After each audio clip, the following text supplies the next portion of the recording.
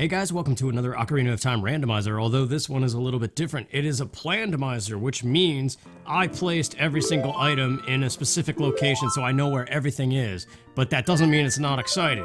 I'm gonna name myself Billy this time, because that's what I was called as a kid, and the whole purpose of this thing, the theme that I had in mind, is we start as an adult, and the door of time is closed. So the objective here is to get the 3 spiritual stones, the Song of Time, and the Ocarina of Time, and go back to the good old days of childhood that we all long for. Because look at adulthood, it's all garbage. Everything you once loved is now destroyed. How true that is. No. But actually, the 3 spiritual stones were right there. I kind of forgot about that. I think the only thing you need if you disable the Door of Time from being always open is the Song of Time and Ocarina of Time. I forgot about that. So let's just pretend that you do need the 3 spiritual stones. This is going to be a very abridged Ocarina of Time. We're gonna do 3 dungeons for the 3 spiritual stones. I already have the Shadow Medallion. The Rainbow Bridge requirements are vanilla, which means Shadow Medallion and Spirit Medallion. That's it. And light arrows, I think. Which we will have by the time we see if the Rainbow Bridge works. So it's gonna be a very shortened Ocarina of Time, which is good because I've played this game way too much in recent months. So I kind of just want to like dip in and dip out, but still have fun with it. So we're here in Kakariko Village to start things off because we're locked into adulthood with no food. We have no jobs and our pets' heads are falling off! Nah, I don't know. You can't resist the quote.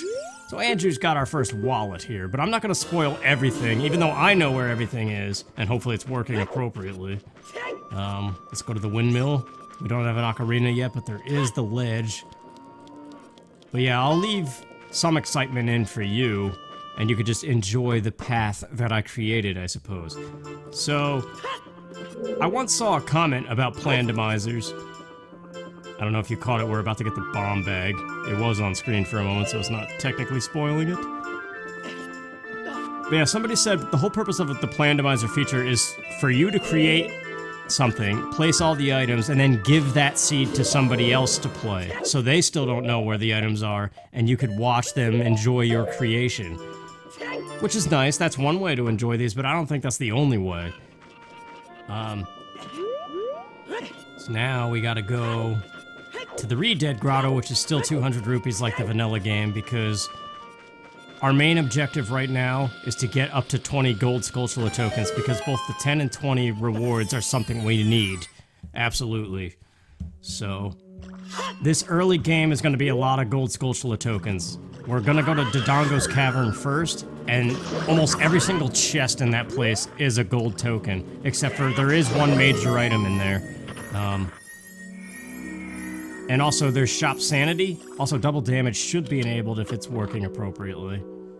There's our 200. So these 2 shops, the Potion Shop and the Bazaar, should have 4 tokens each. However, I don't know how much they cost.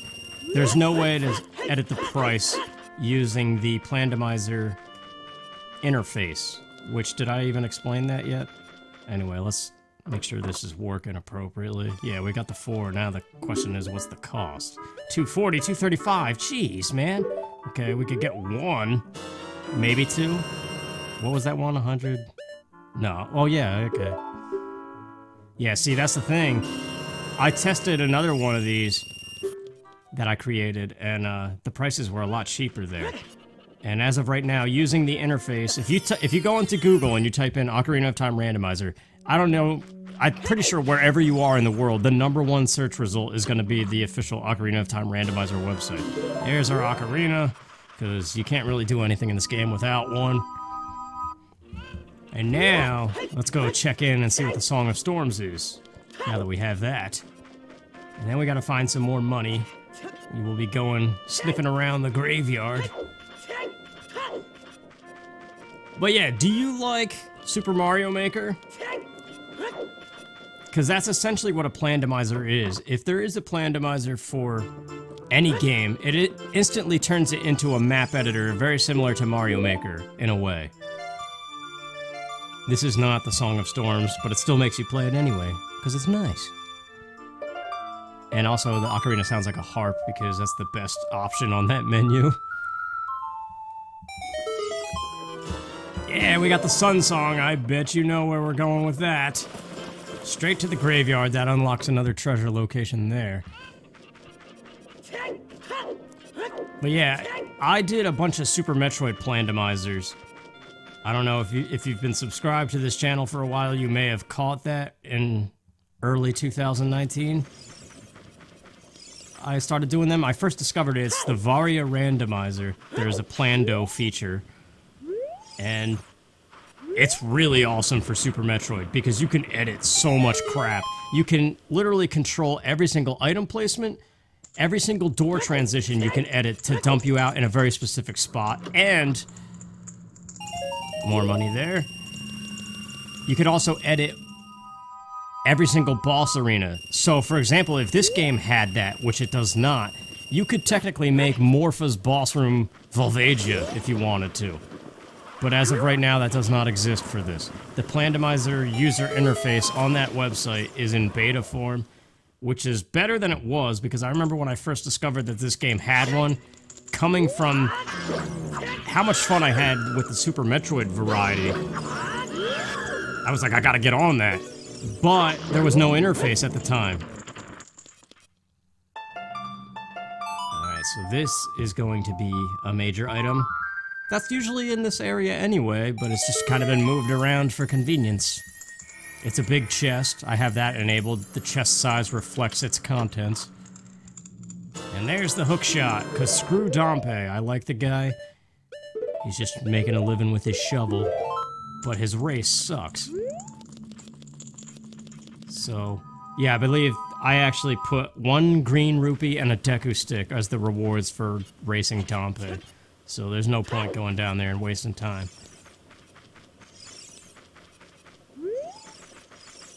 But yeah, when I first discovered that this game had a Plandomizer feature, it had no interface, which means you had to edit a spoiler log yourself in the form of a JSON file and just go into Notepad and just one by one edit every single thing. But now there's an interface, which is still kind of very clunky and cumbersome to use, but it's also understandable, and it's a lot of effort, so props to the guys who designed it. And there's another wallet. We've got the Giant's wallet because, as you've seen, the prices of these things are nuts. Actually, I don't even remember if 200 is enough for the 2 that were left in here.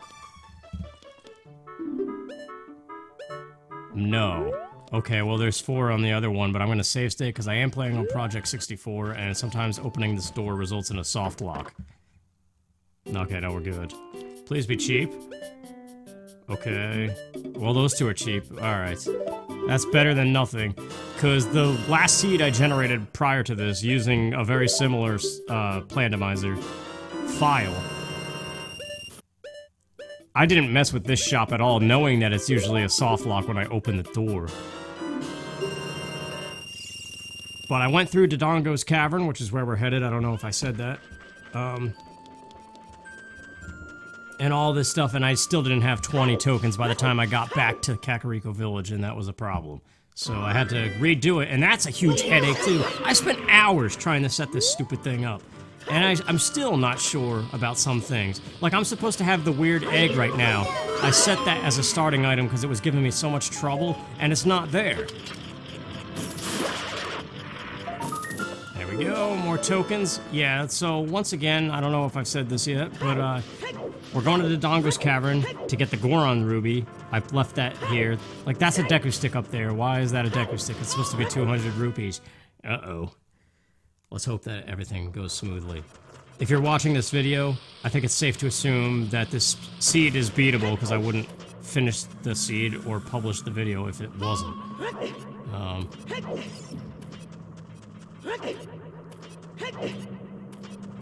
So in here, the Scarecrow Gold Skulltula has the map, and the alcove above the stairs has the compass, because you still have to place the map and compass, even if you say start with them, which, as you can see, I have the map and compass.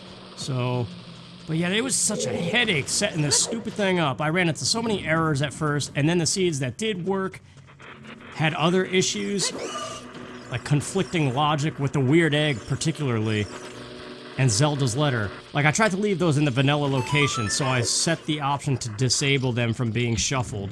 And then to further ensure it, in the Plandomizer, I specifically stated that the reward for Malon's egg would be the weird egg, and Zelda's letter would be Zelda's letter. Then I tried to generate it, and it's like, sadly we could not create this seed. Error, Zelda's letter location already filled, cannot place Zelda's letter. And I had like similar stuff with the weird egg and the Ocarina of Time, and was just getting so pissed off. And then finally, I got something to work, so we should have something doable now, but I still have no idea exactly where the weird egg is. Because I did look at the spoiler file, and apparently it's in the Shadow Temple, in one of the invisible chests. And it shouldn't be, because I said, first of all, one of the starting items, to start the game, I should have it in my pocket right now, and I don't. And then I also said, disable it from being shuffled, so why the heck is it in the Shadow Temple? Malon should have it. But we will see when we get there. And also, I don't know if you even necessarily need it. Yeah, you do, because you gotta move Talon out of the way to see Zelda. I don't know. The game thinks it's beatable under glitchless logic, and I looked at the spoiler log, and it did not say weird egg anywhere in it. So I'm kind of confused, but we shall see. So yeah, my point being, this Plandomizer for Ocarina of Time, although cool, is not quite as awesome as Super Metroid's Plando, but yet, I'm still very curious how it works with a Zelda thing. A Zelda game. And I get it, Super Metroid is a much smaller game than this, and the interface is the Super Metroid map system, so you can click every single thing as you remember it from the in-game map, and edit it that way, so it's really awesome to use. But this is just a text menu, and you select it, and from a drop-down list, pick what item you want there. And, it's nice, it is organized pretty decently, but it could be improved, I think. But once again, I understand the tediousness of setting it up at all, so it's still an accomplishment. So anyway, back to the game here. I can't tell if double damage is active. I thought the bats do a full heart of damage with it, and I don't know. Because keeping that in mind, how much trouble I had getting this to work, and also keep in mind, if you fully create a Plandomizer seed and you save the file and then you leave the website, there's no way to import that file. You have to individually start over from scratch to create another one. So if there's one mistake, you have to start all over and spend like the next 30 to 45 minutes placing every individual item all over again and hope that this time there's not a mistake. So maybe that's why there's a Deku stick above this place. There we go, we got 11, so we got the 10 reward. Yeah, my point being, I kind of rushed through it after so many errors, so I may have forgotten one or two locations, but all the major ones are accounted for, I know that much. The key points. So for you, the enjoyment would be seeing the path that I created. Oh, come on, I can't crouch stab. 1 rupee. I thought it was 20 or 50. That's the whole point how I wasted this. Anyway, here's our major item, the bomb bag. It is still a major item. It's not the bomb bag, though.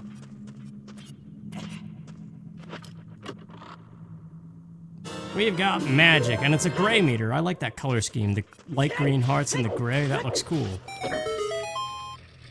But yeah, once again, this is just a very kind of semi-boring Dodongo's Cavern, because every single treasure is a gold Skulltula token except for that magic meter. But we're almost done anyway. I prefer this over the Deku Tree, and we can't go there anyway because we're locked into adulthood. But yeah, that's another thing. To go back to that, why I think Plandomizers are sometimes, in a way, more fun than playing a regular randomizer where you have no idea where anything is. Like, that's fun when you... I remember when I first discovered randomizers, I played a million of them. And it was just the most exciting thing in the world, and there's that same excitement with the Plandomizer, but the most fun part of it is creating it. Sitting there and having the idea come to you. Because it's just like a Mario Maker thing. You know that if you're gonna design a Mario Maker level, first you need a theme, right?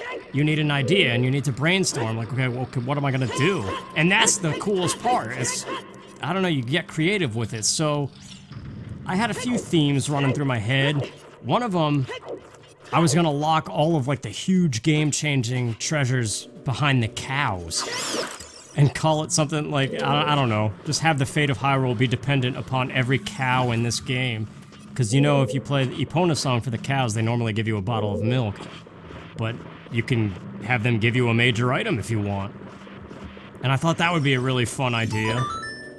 But then I remembered that I don't really know, even though the list tells you the locations, it's abbreviated, so you still kind of have to know where all the cows are. Like one is Hyrule Field Grotto Cow. I'm like, well, which grotto? I don't remember where the cow is in Hyrule Field. At the moment, I don't.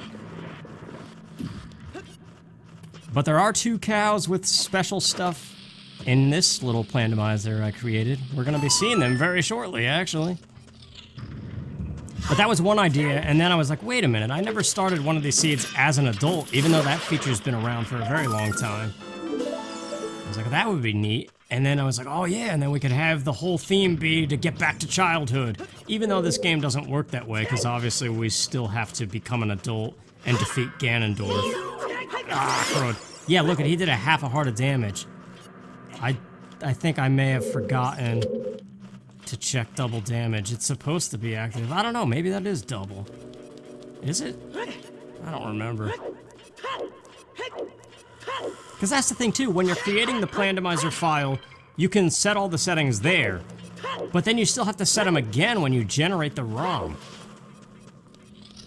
At least I think. I don't think the Plandomizer file overrides the settings. Anyway, here we are. Last token, and then smashing King Dodongo. And this is the Goron Ruby, as usual, because in my mind I thought you needed the 3 spiritual stones. So that's our objective. We're getting the 3 spiritual stones first. And they're in the best possible spots that I wanted. Let's just put it that way.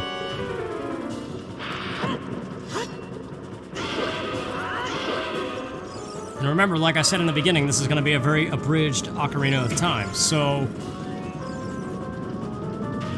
I bet you could guess, with this being one of them, what are the other dungeons that are going to be included. If it was your choice to replay Ocarina of Time in a relatively quick fashion, meaning you get to skip a lot of the dungeons, which dungeons would you skip? Actually, probably everybody's #1 answer is not one I chose. We're going to it. But we're not going through it forever. It's very brief. The way it has always been in the last several Ocarina of Time seeds that I've played, I believe this is just a heart, right? Yeah, because the idea was double damage. I would be struggling, sort of, soon. Plus, we need hearts for timers in heat and underwater, because we're not getting any tunics this time through. Actually, I didn't control for that. You might be able to still buy a tunic in the shop. But anyway, we know we have the 10 reward, and that's highly critical for the rest of the path here. So let's go dip in there and get our reward. So yeah, once again, I can understand that maybe there's a little bit less excitement to this because I know what I'm doing. But I don't know, maybe it's still exciting because you guys don't. And so you could still, I don't know. But there's Epona song, speaking of. Let's go to the Impa cow. Also, there's a Skulltula on top of that house, so let's make it nighttime. Because this is what the last seed that I generated that was very similar to this Plandomizer file. I got about this far and realized that as an adult in Nighttime Kakariko, there aren't really many Skulltulas. Like all the ones you get as a kid, you can't get as an adult. I forgot about that. It's really only this one up here. And so I think I had like 17 and I needed 20. And because token sanity is enabled, there's no guarantee that going to another Skulltula location, if you could even reach it, would give you a token. So then I was just like, screw this, delete it, and I'll spend another 45 minutes creating another one. But anyway, we have another heart container. And now, Impa's cow! I liked this placement. I thought this was clever.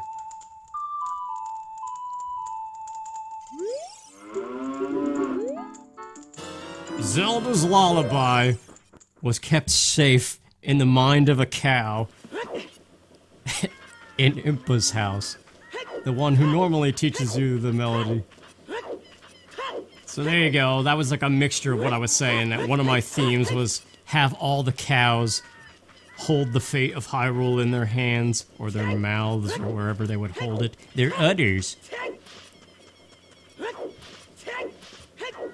But I didn't really go fully with that, because then I got hooked on the childhood idea. Because keep that in mind, I didn't fully explain that yet. If you watched my Super Metroid Plandomizers, you would know that the very first one I created was good. But halfway through, I was like, oh, I could do this instead. And I kept getting more of these ideas, like how to create a better one. And so then instantly, as soon as I beat that, I created another one and edited some of the placements and made it even more fun and challenging. And I can already think of some stuff here that would better capitalize on the idea of needing to go back to being a child. Oh, I also didn't fully finish that thought either. Whoops. Anyway, we are going to the cow up here, because this cow has something not really too major, but it's helpful. Really, it was just the Zelda's Lullaby cow. That's the biggest thing we're gonna see from the cows in this. And this is actually the last cow that I gave anything specific.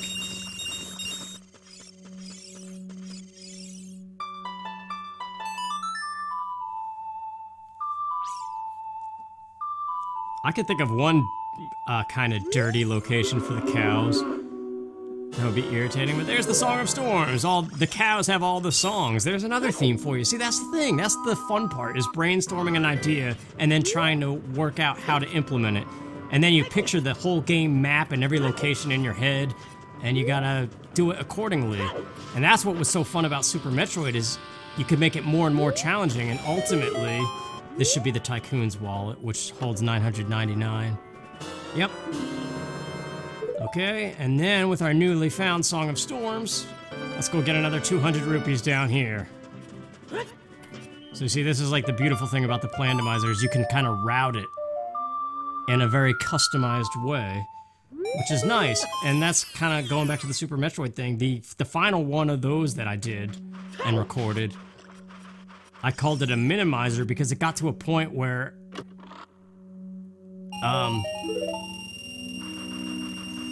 I shrunk the map down and edited the door transitions and boss rooms and items so that I was like the bare minimum of what you would need to beat the game, which made each boss fight more challenging. And I don't know, it was just a lot of fun to do that.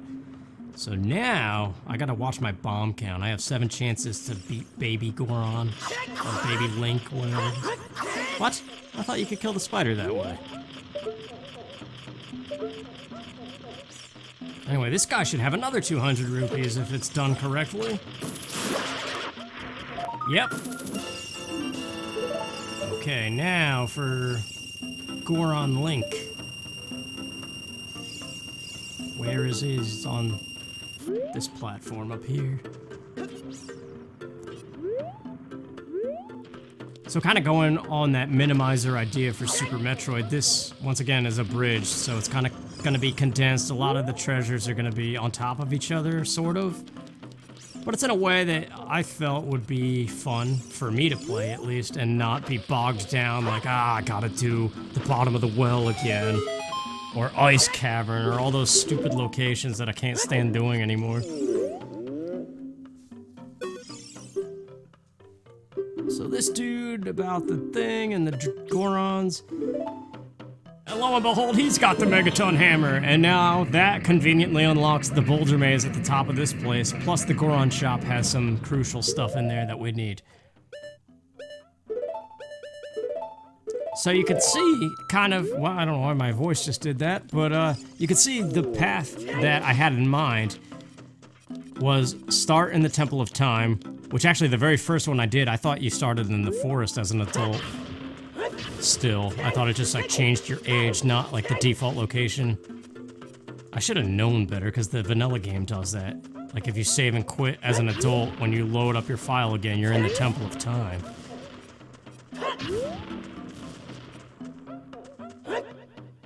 But yeah, this room Get some more money over here. And then the other two chests are kind of an example of maybe a little bit of poor placement, but also a good example of what I keep on saying about this being abridged. And also keeping in mind that I'm not picking up a single tunic. This is what we're sticking with to the end. So, heart container. And heart container. And the Skulltula is as a kid, right? Okay. Well, now we have 654 rupees. That should be enough, hopefully, even if the prices in the Goron shop are ridiculous. But those hearts are going to guarantee more time on the clock in the crater and underwater.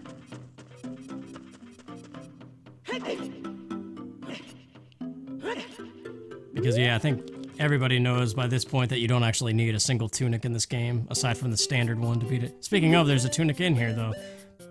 Strength upgrade, yep. That's kind of clever, too, selling the Goron bracelet in the Goron shop. Okay, we could grab some of these. What are we at, 16? Okay, yeah, we should be good. Because there's still, all the ones on Death Mountain are still tokens. And I have the hammer now, so I can get a lot of them. Plus Sheik in the crater, I believe I gave one. Originally, she had a piece of art. Yes, I could get them all. Oh yeah, we're good. We've got the 20. Good. So I've corrected the mistake of the last one. And I'm already out of money. Look at that. That's why the shop sanity is sometimes ridiculous, not being able to set the prices. That's why I had the Tycoon's wallet and everything enabled. But with the strength upgrade, I think you needed to pull this thing, don't you? That was the thought process in mind, anyway. Plus, just the fact that we need it to push blocks and things. Alright, how much time do we have, actually? Almost a full minute. Not bad. So, the Bolero of Fire, as I just said, is another token. One more to go. Also, we have Zelda's Lullaby from the cow. So let's go see what the Great Fairy has. It's nothing major, I can tell you that much, but it's useful.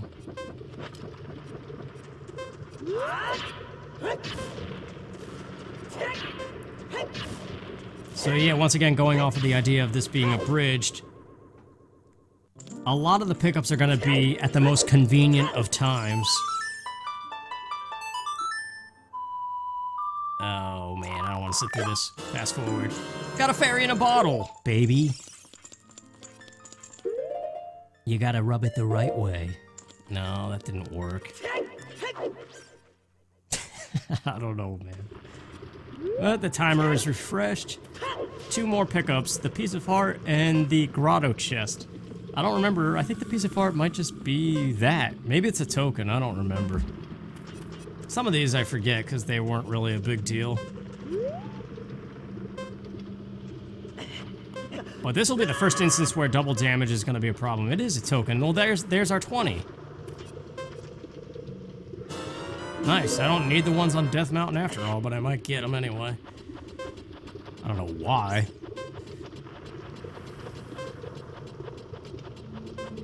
But yeah, on the one that I tested prior to this, double damage was definitely active, because I almost died where the rocks fall down on Death Mountain right outside of here. I got hit by like 2 or 3 of them, and I was down to 1 heart. With pretty much just as many hearts as I have right now. So I know the damage thing was active there. We got a bottle of milk. That was kind of a backwards placement. The idea was, in my head, I don't know why this was even there, but if this was somebody else playing it, these pickups would be a hint, like, oh, why would you get milk there? Oh, speaking of milk, there's a cow right here. And then you would go to the cow and see what the cow had and be rewarded. Also, this is something I did not set, but I'm curious. Let's see what's in here. It's probably going to be junk, though. But it could be a major item that I didn't bother setting, like the Lens of Truth. I have no idea where that is, because who cares? 5 rupees, alright.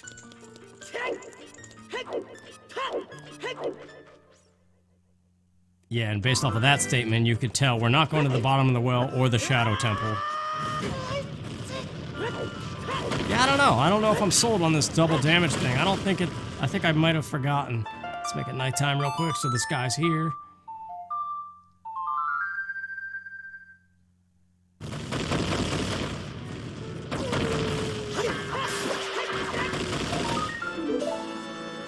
Yeah, I think it's standard damage. Also, the rocks stopped. Oh, there they go.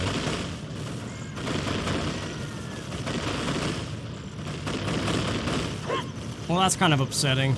I think that, again, is at fault of,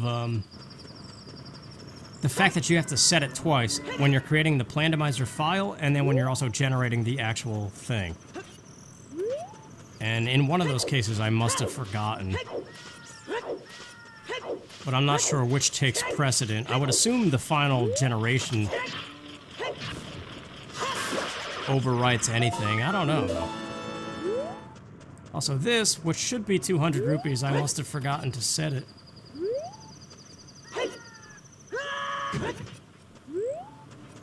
What is it? Is it a trap? No, it's one singular stick. Alright, well that's really of no use to us at the moment.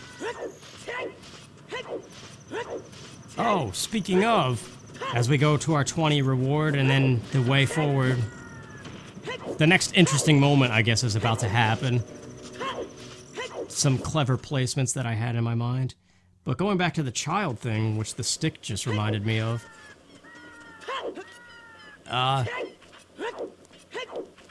the whole theme of the ultimate goal being to return to childhood, you could definitely play on that better than I did here. And there's Din's Fire. That's the last sculptural reward that we need to care about. So with that, now we know that we could go to the Composer Grave and get everything in there in one swoop. And that will conveniently be kind of like what I was saying about the milk, another clue. At the most convenient of times, I suppose. Which kind of defines the path. Hopefully, the idea was if it was somebody else playing, they would kind of pick up on the clues and go check it out. But you never know what a player's gonna do.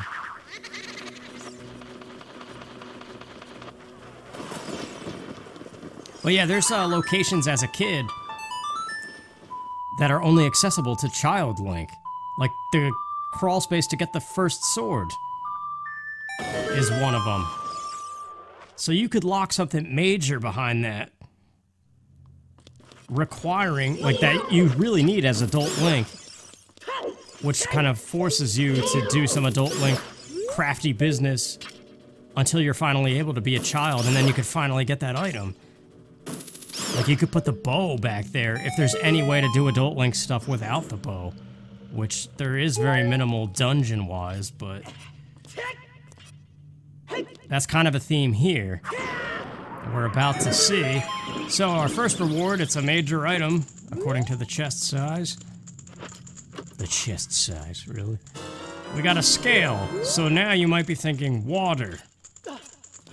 And then the song itself, which doesn't necessarily have to be a song, but in this case I kept it one.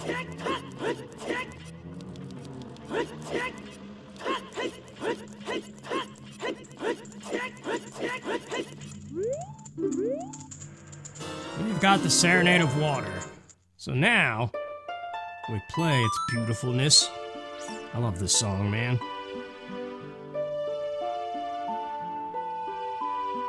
Does anybody else sing the notes with it? Like A down, right, right, left. Anyway, we have a scale, but we can't dive to the bottom of this. We can't dive to the bottom of the lab. What else could we do? Let's go fishing. Which actually ends up being the vanilla reward. It's the other scale is in the fishing thing. Which is what it is as Adult Link normally in the standard game. Also, Fast Scarecrow song is enabled, which means as long as you're nearby where Pierre appears, pull out your ocarina, no song required. Again, abridged, we're flying through this, no tediousness. That's my theme. After when you replay a game in such quick succession over and over again. Like, I don't know how speedrunners do this stuff. How do you not get burnt out on a game? Let's fish. Luckily I had enough rupees for this.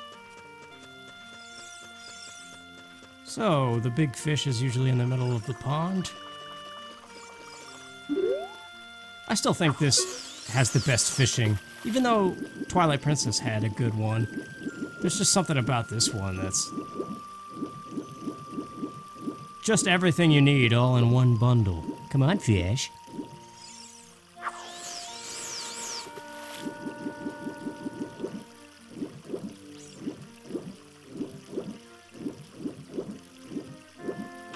There we go, finally. Dude, I've been here for like 4 minutes.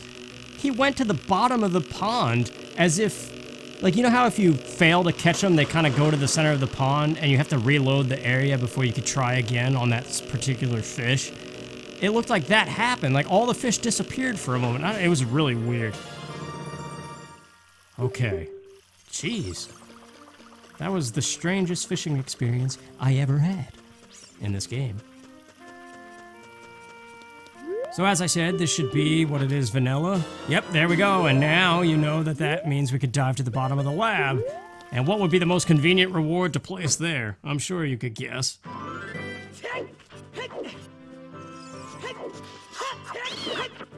See, that's what I'm talking about, though. That's the fun part, is brainstorming it and, like, what would you do if you were the developer? Like, what item would you place there? And the fact that you could remake another one and change it up.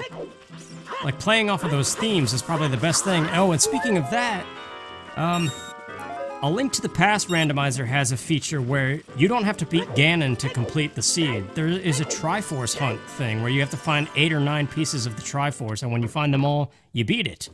This game does not have something like that yet, but if it did, it would make seeds where getting back to childhood is the ultimate goal even more, I guess, sticking to the theme. Like, you don't have to go be an adult again and beat Ganon and be like, yeah, I did it. You know? But anyway, the reward for making that dive is, of course, the iron boots. And speaking of, I did not say this spider should be something specific, but I'm curious. You still get that every now and then, a little bit of the typical randomizer curiosity. I don't know why, though, because all the important stuff I do know where it is.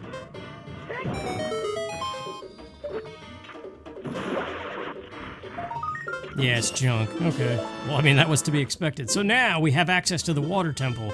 But you might be thinking to yourself, we don't have the bow. What can you do in the water temple without the bow? Not much. Up to a point, or after a point. What? Okay. I forgot about that. Cool angle. You never see Link playing the Ocarina like this. Just doing this to speed things up. I think it's faster to do that anyway. But don't worry, for everybody who hates the water temple, which I guess is the majority of the world, which is weird. It's not that bad of a temple, especially when you add this D-pad feature, swapping on and off the boots. It's so much more fun to play like that. But don't worry, we're not doing all of it, is my point. Just doing the bare minimum. Because I like this place. I like the theme. I like the peacefulness. I'm one of the people who likes water things in games. Like in Yooka-Laylee and the Impossible Lair, at the end they had that joke. It's like, here's a water section, everybody hates those. But that's not true. Some of us really like them. Like, I love the Great Bay Temple. And some people can't understand how that's even possible unless I'm an idiot. I guess to each their own. But the map chest! What would be the most convenient thing for the map chest to be if you hate this temple and just want to get it over with? What? What? Why isn't that working? I always spin attack these guys. Oh, well, crud. Yeah, double damage is definitely not active. That's stupid. It's supposed to be. Ah, well. I'm curious, though, if this thing keeps getting updated. Well, there you go, that's the boss key, clearly. The very first pickup, just get the boss key. Now all we have to do is raise the water and go beat the boss. But we do need some small keys in order to do that, so we gotta play along with the rules for a time. Not sitting through Zelda's Lullaby anymore. Speaking of, by the way, just a quick little aside. I'm gonna try to make this jump. I think I'm facing the wrong way again, but I don't know. I did this once, and yeah, you gotta do it the other way. You gotta hit the wall and then you bounce back. Yeah, well, crud. The torches chest, which we conveniently have Din's Fire for. This is gonna be another massively convenient item. Not too random, though. I'll leave that for you to ponder the next couple seconds. I think it was a pretty good clue. It's a riddle of sorts. I don't know. I think this could maybe be enjoyable as from a watching perspective, even though I know what I'm doing. I'm driving this car, son. The long shot. There you go. Did you solve the riddle appropriately? Not too random? Yeah. But this gains access to hookshot the torch and not need a small key to gain access to the central chamber. I remember one of those seeds I played recently of this game. That was a thing, and I was so excited to discover it. But I'm gonna actually go down here and get a key, because I feel like we need one. I don't know, that's the thing too, because once again, to bring up Super Metroid Plandomizer, which has a fully functioning map interface, this game doesn't have that, so you have to remember which doors have small keys on them. And that's one thing I had to kind of think about. So I actually don't know if we need these small keys, but I made sure to place a lot of the small keys in the easy, early accessible chests of this temple, just in case. Which, even if I was going to play through this entire temple, I would do that. Although that's definitely been my favorite water temple feature, has definitely been playing these randomizers and finding keys early and being able to skip the entire Dark Link section of the temple. And pretty much every single door, too. It's just that these early rooms are not bad, I don't think. But see, look at this. You could even reset the timer by taking on and off the boots. See how it went away? Now it's going to be at a full... Well, eventually it comes. If you're underwater long enough, I think it comes back. I don't know. I don't think this temple's as bad as people make it out to be. When you have to pause every 2 seconds, yeah. And Zelda's Lullaby does suck. Like, those are the two things. The temple itself is fine, but it's those two mechanics that make it tedious. And then, once again, going back to the small key convenience, this dude up here has one. I do like this, though. I like knowing that I placed something there and then seeing that it worked. There's something satisfying about that. But I would definitely say, more so than watching a Plandomizer, creating one is the fun part. Just like designing a Mario Maker level.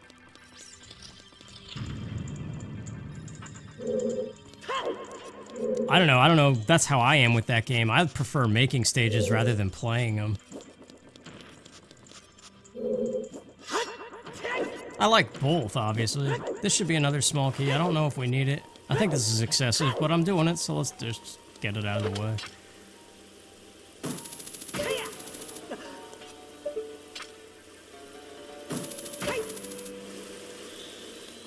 I don't even know, honestly, if this game did have a map interface on the website to set up a Plandomizer. That would be so crazy, because this game is huge. Unless each individual area had its own pop-up section. But then you would have to have it... You would have to pray that your internet connection doesn't drop, first of all. I don't know, it would just be... a lot of information to keep stored before, I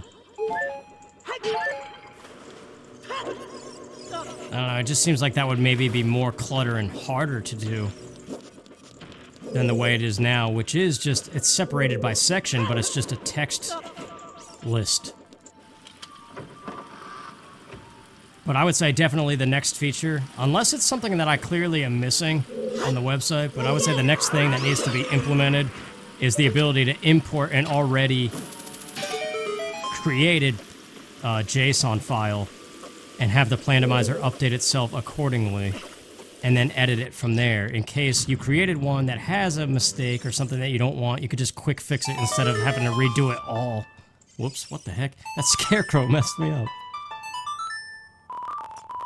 Anyway, I see now that those keys were a waste of time. That's knowledge for the future. Let's go beat Morpha. And Morpha is gonna have a very convenient reward, which I thought was kinda clever. To get this far into the game, what are we, about an hour's in? as adult Link, and there's one very crucial item we don't have yet.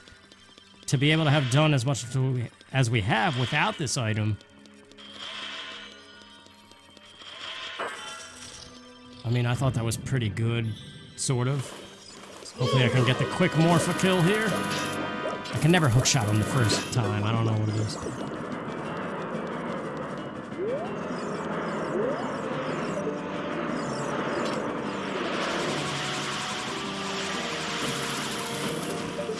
Whoops, I probably shouldn't have pressed B to get out of the first person. Alright, hang on, I'm messing up here. Come on, buddy. To the corner where you will die.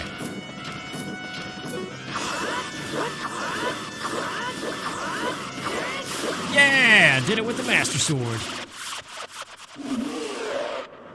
That's fun. So there you go, the Water Temple is done. That's number 2. This is where we get Zora's Sapphire, of course. Because you gotta keep with the themes. Themes are important.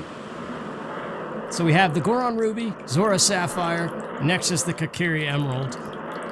Even though I don't think we need them all. And the Rainbow Bridge requirement, did I even say what that was? Why can't I remember my own commentary? From not even an hour ago. Alright, so the heart container, where is it?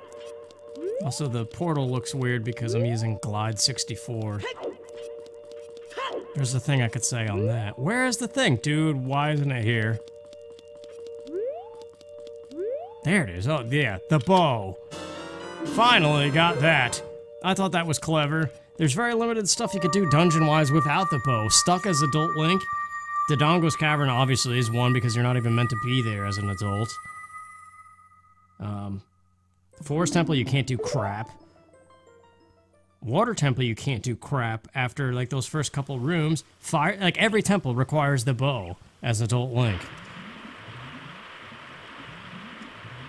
So that was as much as I could think of to bypass it. Now, we have the bow, and we're right here. Let's shoot the morning light as you would anyway and see what convenient treasure we may get.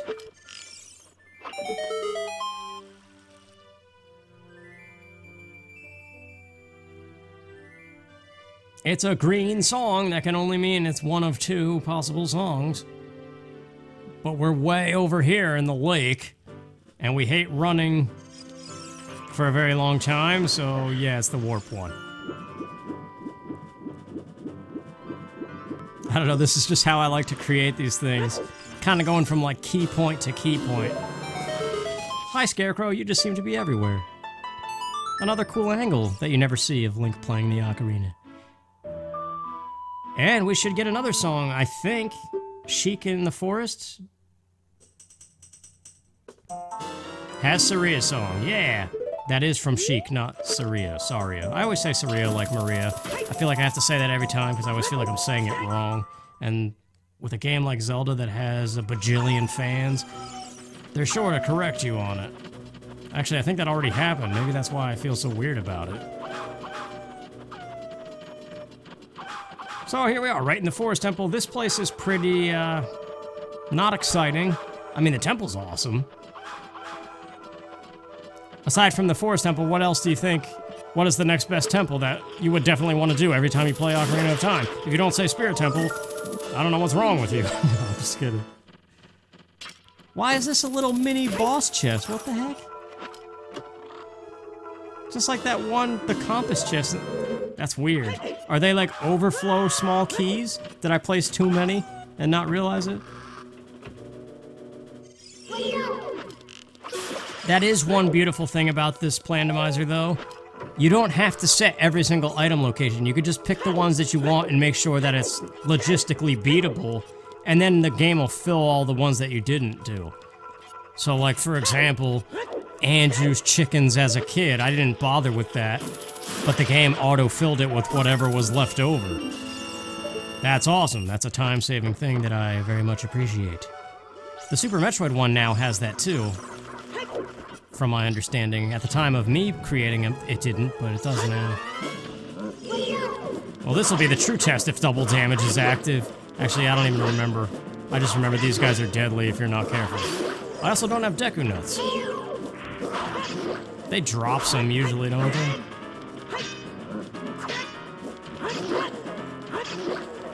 Well, yeah, this is the House of the Kokiri Emerald in this case. Oh, and yeah, that was the next thing. Like, what do we need? What's the big thing? We need, well, we'll see. I feel weird spoiling it all every 2 seconds. We got another weird chest, too. It's so weird seeing these baby boss key chests.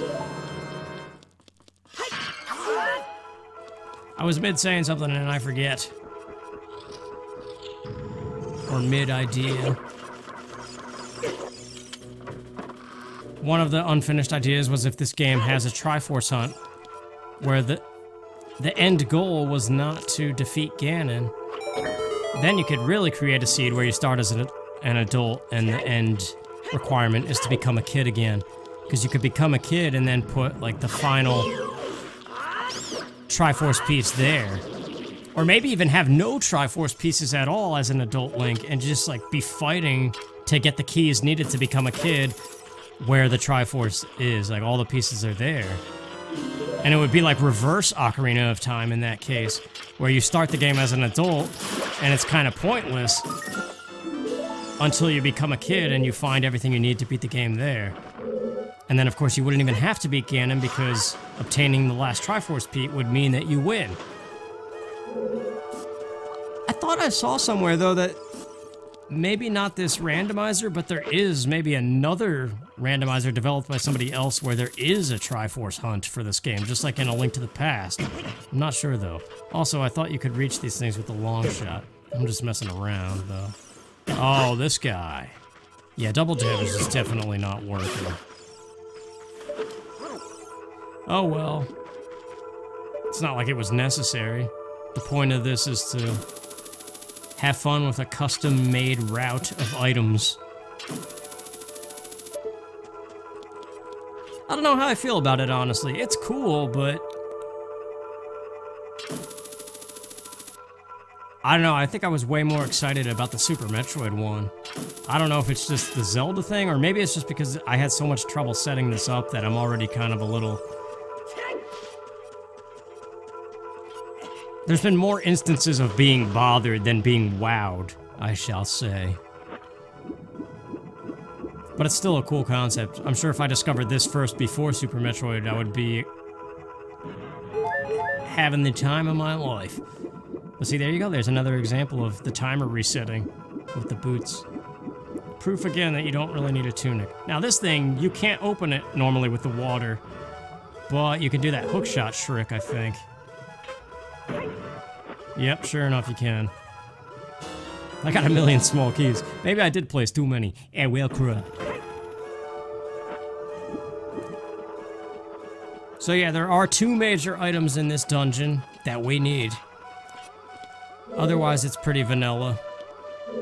And tokens don't even matter anymore. The only things I bothered placing here manually are those 2 major items and some small keys to make sure that they were definitely early on in the temple.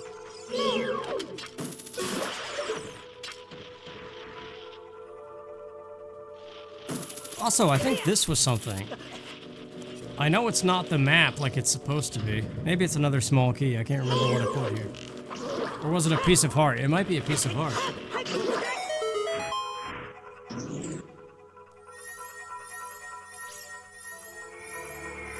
It's tiny.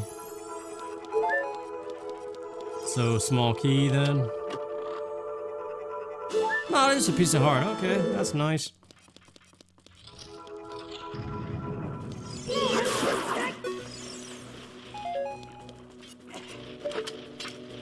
I think it's because the Super Metroid one, I kept finding new stuff that you could do with it. Like, first I played just one regular Plandomizer, and it was cool, and it was all custom items, much like this is. And then I found out you could customize the entrances and the bosses, and I was like adding layer upon layer that just kept getting more and more fun and interesting. And so coming from that, just back to the standard Plandomizer, it's kind of like, okay. Cool idea, but I've seen even cooler than this. But it's nice to be able to see it in Zelda coming up on the block room. I'll probably just cut this out because this is a tedious room every time.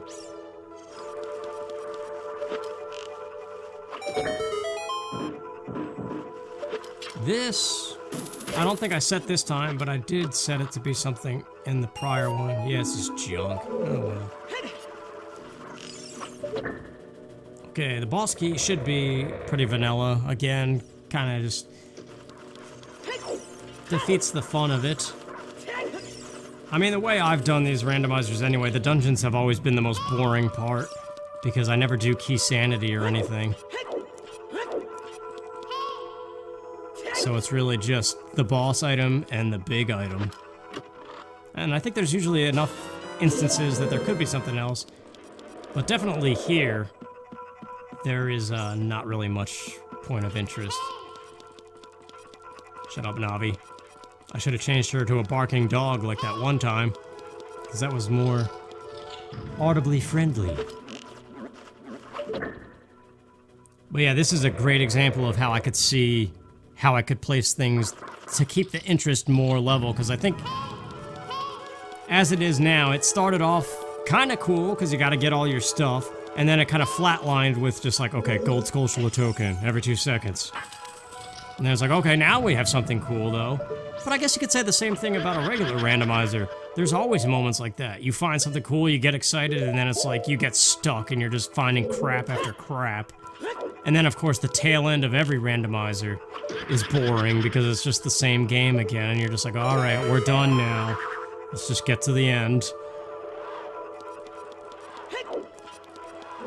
Which I guess that just goes to show that something like a Triforce Hunt would be fun because you don't have that moment. It's exciting up till the very last Triforce piece, and then you're done. It's not like, okay, we've got everything, let's go beat the game now.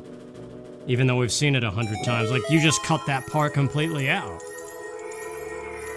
So, I think that would be the next thing. Like, if I were to create another Plandomizer for this, I would want it to be playing off of the theme of being an adult with the objective to become a kid and have the end game completion reward be at that moment when you're a kid.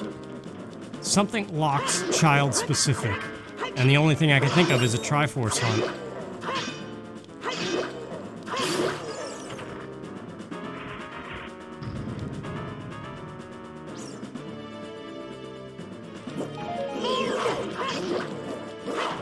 I mean, aside from certain areas, the only, like, thematic areas, I guess, like Zora's Fountain, or Zora's Domain, even as a kid. Obviously, that's kid only, like, you can't do the diving game as an adult. But aside from stuff like that that's obvious... Oh, jeez. Wait a minute. No, that was just a standard jump slash. I think that would have killed me if it was double damage. Oh well, luckily I have the fairy and some milk. But anyway, this is our first major item. It is not the bow, but it's something we definitely need. The Song of Time, there it is, but we still need the Ocarina of Time.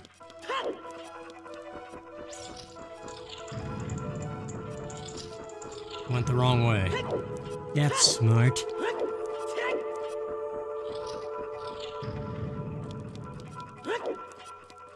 Yeah, the only other child-specific things are all the crawl spaces, like where the Kakiri sword is, or however you say that word.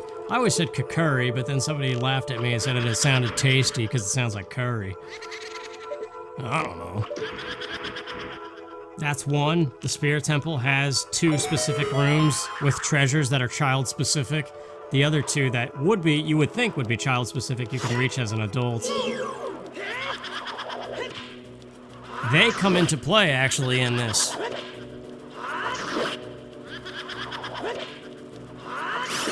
There's some other crawl spaces, though, I think. I can't picture them in my head. Well, the bottom of the well. I don't know, see, that's the thing. You run into a barrier instantly the more you think about it. You start realizing all of these locations that are wide open that kind of make it hard to lock key items to being Kid Link. But it could definitely be refined compared to what I've done here. So I guess that's where my brain is going already with this, is like I see what I did, but I can already see where I could do better with it. To play off of that theme. But even the cows, can you access the cows at all times as both age links? The Gerudo Valley cow is only available as a child, I think. Maybe it's there as an adult too, I can't remember. And the Lon Lon Ranch cows. There's a million cows there, and if you can access... if they're accessible at any age, that throws a wrench in too. So, like, you can't exactly give one of them light arrows, for example. Because then if you can just go there at any point, that's one thing I gotta learn. Like, knowing when you can access certain things. I mean, that's kind of crucial into creating a Plandomizer, I think. Is there a treasure chest up here? No, this is just stupid. Or is there a spider? Why is this even here? I know this platform has always bugged me because you can't spawn the scarecrow unless you're on the platform. You can't do it from below, which is stupid.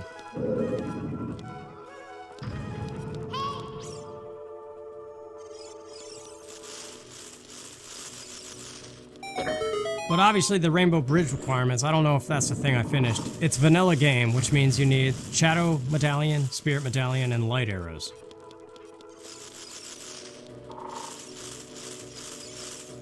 So we have Shadow, we need Spirit, we know this is the Kakiri Emerald. Hey, that's convenient. I don't think I placed that there. That's just a random thing the game did.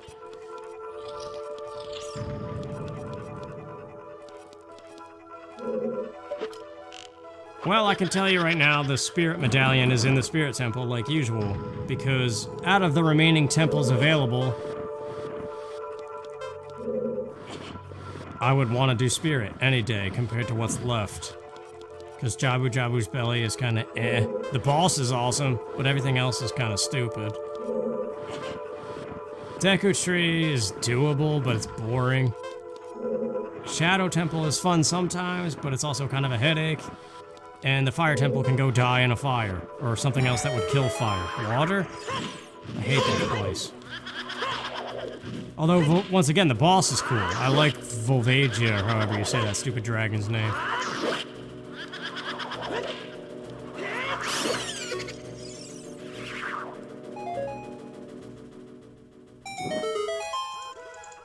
So, with that in mind, I think any Plandomizer I create for this game, if I create any more, it's gonna keep that in mind. Just always favor the same temples, which could get boring, though.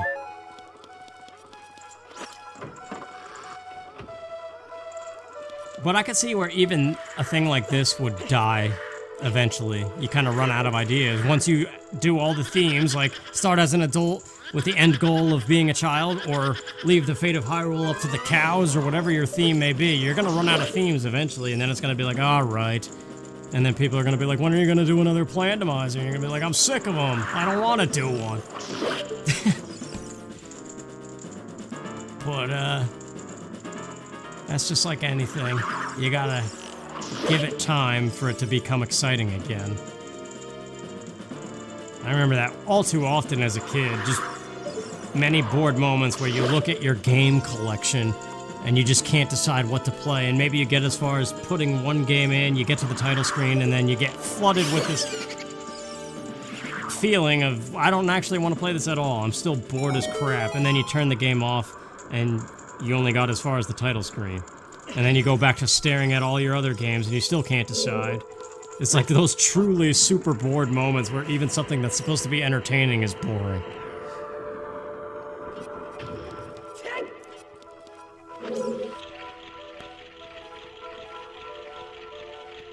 Oh, that's a thing that I was starting to say that's kind of off topic, but I want to talk about it. I'm playing this on my old laptop that's having network adapter issues. Almost to the point where it's like not even functioning at all anymore. But prior to this, I recorded Perfect Dark, and I did it right, finally. But I'm probably going to publish this before Perfect Dark goes out because I'm still going away on that trip, and I don't want any videos to be uploaded during that trip because I don't want to get any notifications or anything. I mean, I could just turn them off, but I like to try to see the notifications as they come. Even though comment notifications don't always work. I get a couple, but I don't get them all. And obviously I'm still small time, and probably always will be, but small time enough that I can kind of keep up with the comments as they come and read them as they come. It's not like I get flooded with like 80,000 all at once and it's like impossible to keep up. I don't always respond to them, but I do thumbs up a lot of stuff and respond to them as I feel like it. Sometimes I read a comment and then I think about, like, I want to leave a response, but I don't really have it in me, and then I come back and leave a response later. It's a weird thing. Alright, Phantom Ganon! He's got the Ocarina of Time! Oh no! He really does, though. I thought that was another kind of clever thing, as clever as you can get with this.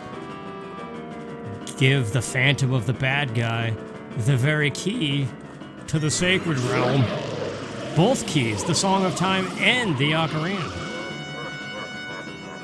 And one of the emeralds. I would love a game where you play as Ganondorf. That's not Hyrule Warriors, because that's stupid.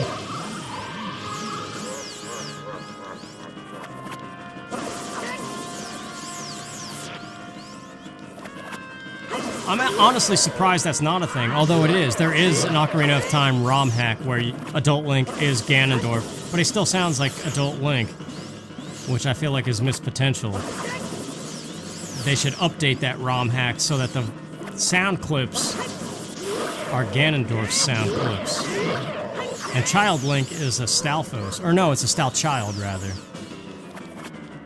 That would be cool to cover, but it's basically vanilla Ocarina of Time. Wow, really? You gave up, Phantom Ganon? Wow, I was expecting more of a fight from that guy. Sometimes he gives me trouble. But there we go, that is all the keys we need to become a child, but that's not the end. Obviously, we still need the Spirit Medallion. We still need light arrows in order to actually beat the game. There we go. And this should be the emerald, hopefully. I think I made sure to set all of these where I wanted them. Yeah! So, once again, we didn't actually need the spiritual stones, I don't think, since they're already on the time, or the pedestal of time. And here we are! Oh boy, I can already see something. I forgot that this is where it places you after that temple. So I could dip into Mido's house right now and get a plethora of treasures that, in my mind, were not going to be available until you were a kid. So we're going to pretend that we can't go into Mido's house. Oh no, it's got bars on it, we can't get there. And we're just going to go to the Temple of Time. There's nothing adult major in there, though. Also, this I didn't set. What the heck is this? What? That was not the Fairy Ocarina, right? What? Aw, please don't tell me I just played an hour or more for this to not work. Oh, I'm gonna be so pissed off if this doesn't let me open the Door of Time. Let's not get mad yet. I don't actually know all the rules of this randomizer. I don't even know if you need the Ocarina of Time. Maybe you just need the song. What the heck? How are there 2 fairy ocarinas? There's only supposed to be 2 in the item pool.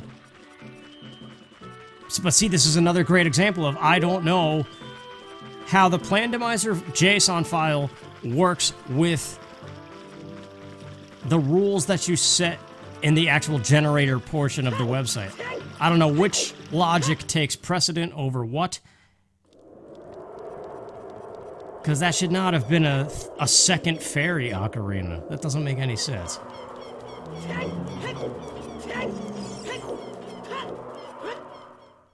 Well, this will be the test. Maybe you'll never... This is it. This is just like real life. You'll never get to be a kid again. Enjoy the misery of this cloudy, decrepit terribleness. You dope.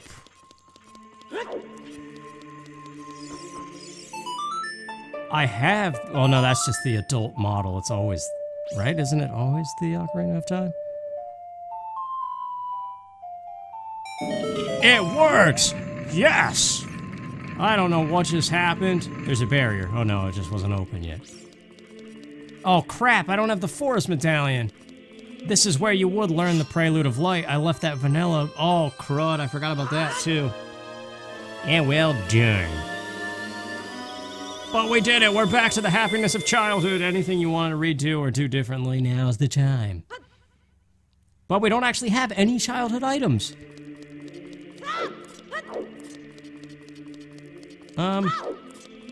So there's several things we could do right now. We could just warp to the forest.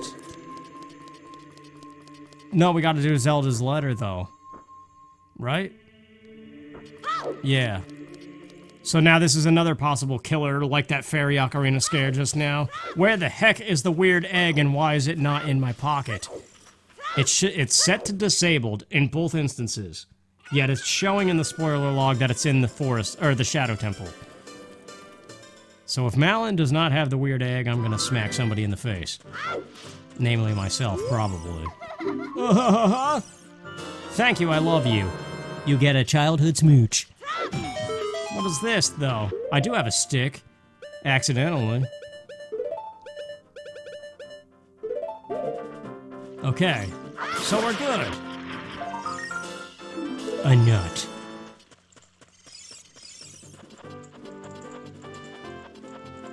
There's a joke to be made there. You use your stick to get a nut? I don't know. Child-friendly much? Nah, you never know what kids these days are doing. Hey, that's another... Oh! That's a crawl space, that's a fairy, that's a reward you could lock behind being a kid. That's another spot I didn't think of. The Great Fairy of Hyrule Castle. Kid only. And you would very likely have bombs or bomb shoes, because there's not much you could do as an adult without them.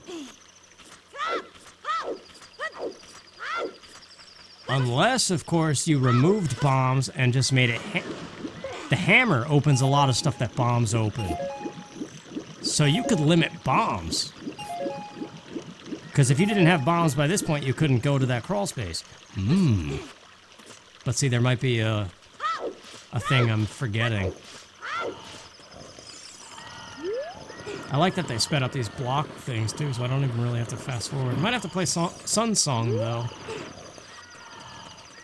But Zelda's letter is needed in order to trigger everybody at the ranch as a kid, and also Saria on her stump, where she teaches you a song, and that song is very crucial in this thing I created here.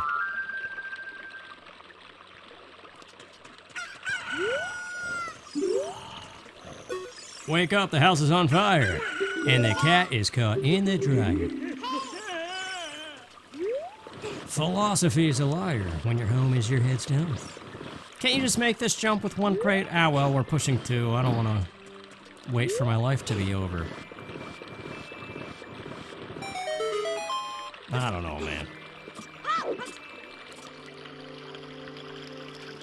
So we've got one more temple to do, and then we beat Ganon, and we're done! There's the letter. And Impa's song, I believe I gave her another bomb bag.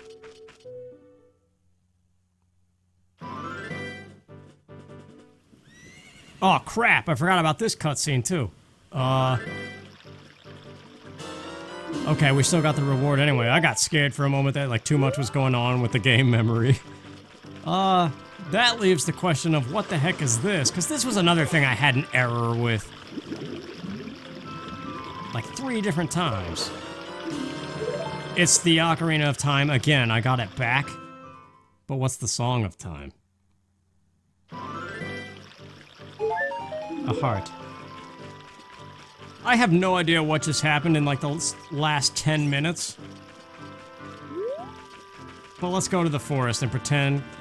Because in my mind, I forgot about Zelda's letter as a requirement for getting Saria on her stump. If that was not the case, in my mind it was just return the Master Sword, save and quit, and start in the forest as you normally would, starting the game at all. So there's these little things that I forgot about that are kind of messing this up. But obviously with me at the driver's seat, knowing what I intended, I could just go do that.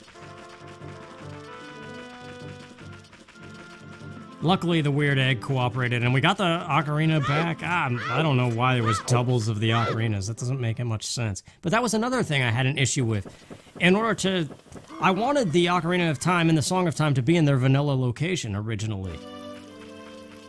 And so I set them in the Plandomizer to be that, and then it's like, error, your seed cannot be created, Ocarina of Time already filled. And then there was another error that's like, Ocarina of Time cannot be placed without the Song of Time in World 1.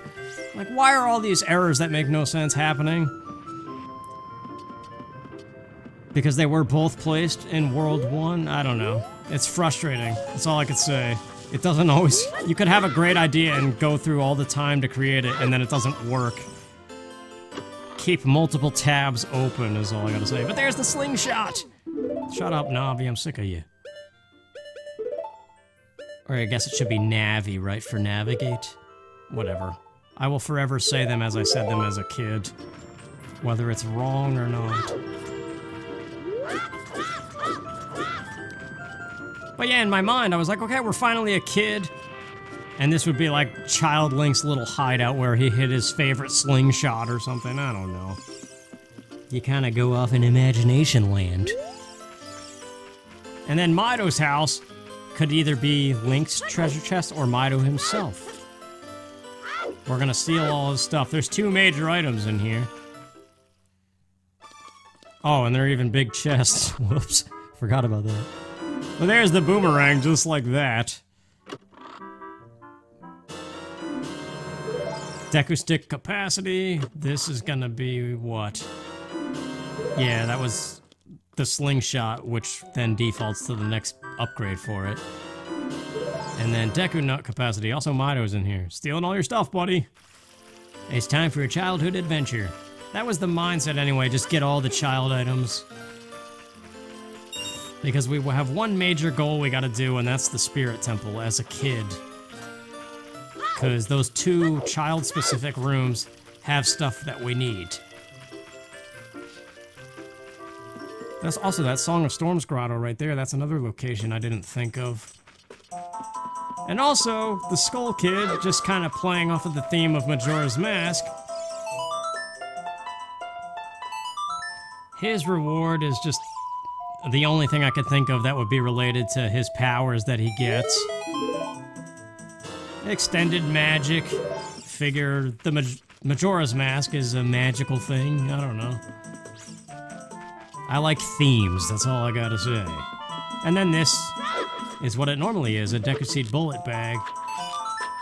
Unnecessary, but I figured it's on the way. Let's just get child ready to whoop butt. This grotto, at one point I had something in there. I don't know. Oh yeah, that time I thought you started in the forest as an adult still. Originally, the path was going to be to come through here to the grottos and dump right into Goron City, go up through the crater and the Kakariko that way. And then I realized as I tested it, oh yeah, you start in the Temple of Time, so then that messed everything up. And also, did I really just forget the path of the Lost Woods? Let's just warp there.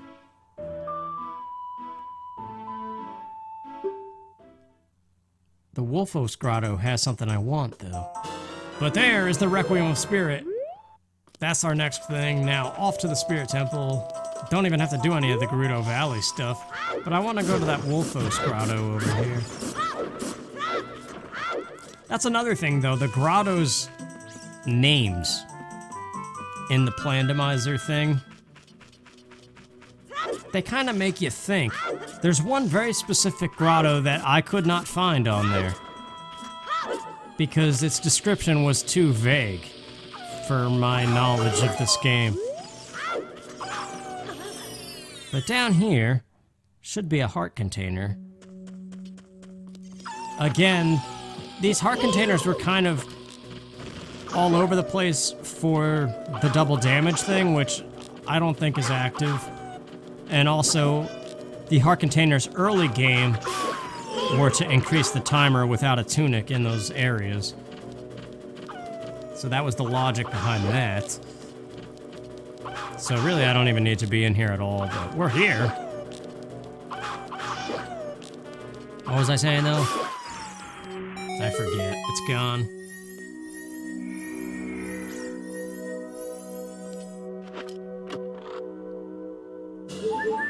Yeah, I'll take the recovery, though.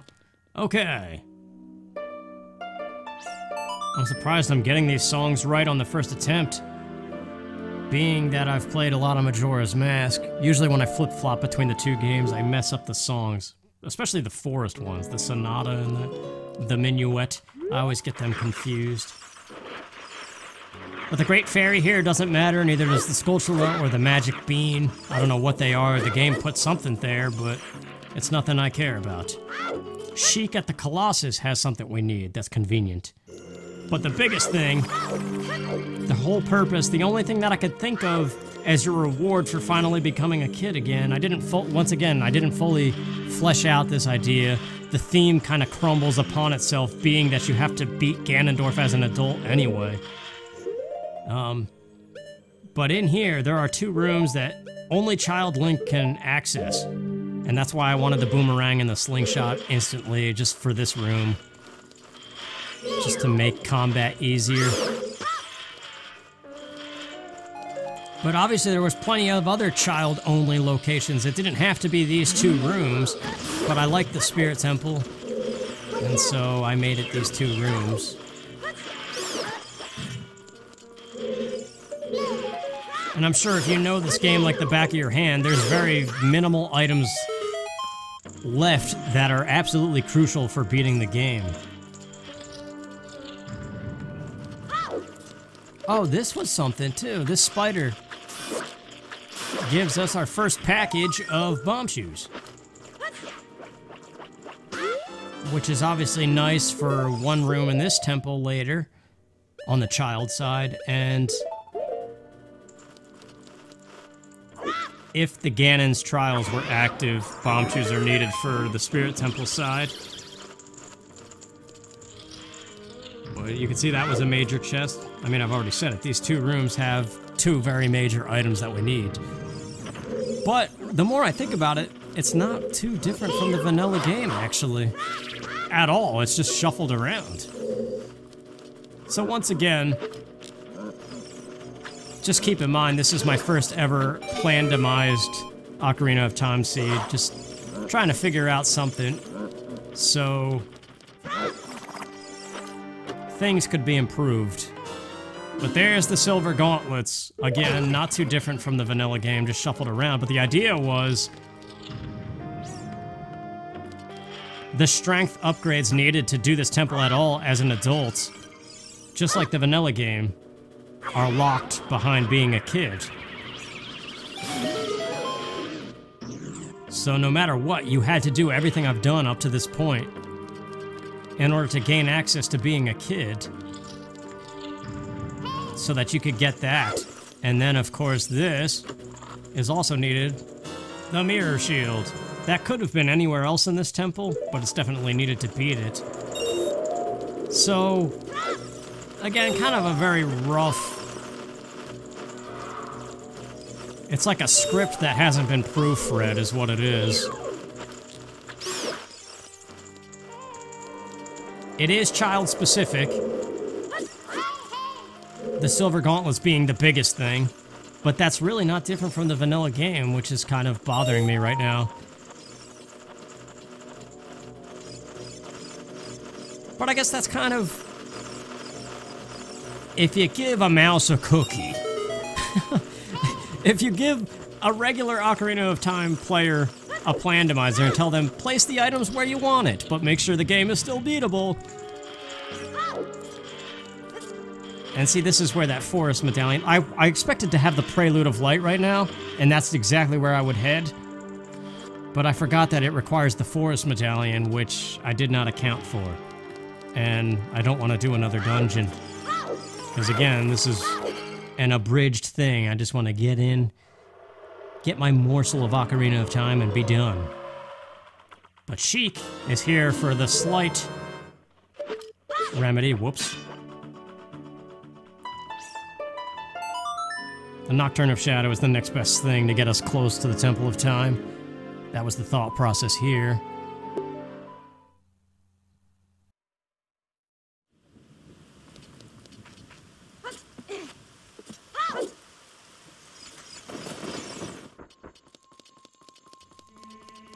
So as you can see, going back to the if you give a mouse a cookie thing. If you give like a non-speedrunner, somebody who doesn't play this game every 2 seconds, just kind of tell them to mess with the items, like where would you like to put stuff? I think most people would do things out of convenience like I did here. Like where would you get the warp song? Like what would be your next destination? How about we put the warp song there too, you know? So, let's get our shield, and then my computer is making a lot of noise, and this is the old computer I was talking about. I never finished that thought. That's the thought I never finished. Hang on, though. I want to make sure the recording's still going. So, I guess we'll play the song. And we'll listen to it, because it's cool. But then I'm gonna, check something, because I think my computer's being stupid. Okay, we should be all good. Everything seems to be working all right. This computer is just... That's what I was going to talk about, though, before when I brought up the Perfect Dark thing. I have a new laptop that's fully functioning, and it's better than this one. And that's what I recorded my Perfect Dark Let's Play on, which is coming after this in a week. And I finally did that game right. I did it the justice it deserves, I think. Like I was saying in my 2019 recap video. I finally got the sound quality and the visual quality good. And it's what I want. I don't know if I'm fully finished with it yet either. But that's something to look forward to if you like Perfect Dark, which you should. If you like GoldenEye, you should like Perfect Dark. In fact, you should like it more than GoldenEye. But that's my opinion being shoved down your throat. Sing a song, and then there's a chest right there. It's another one of those weird chests.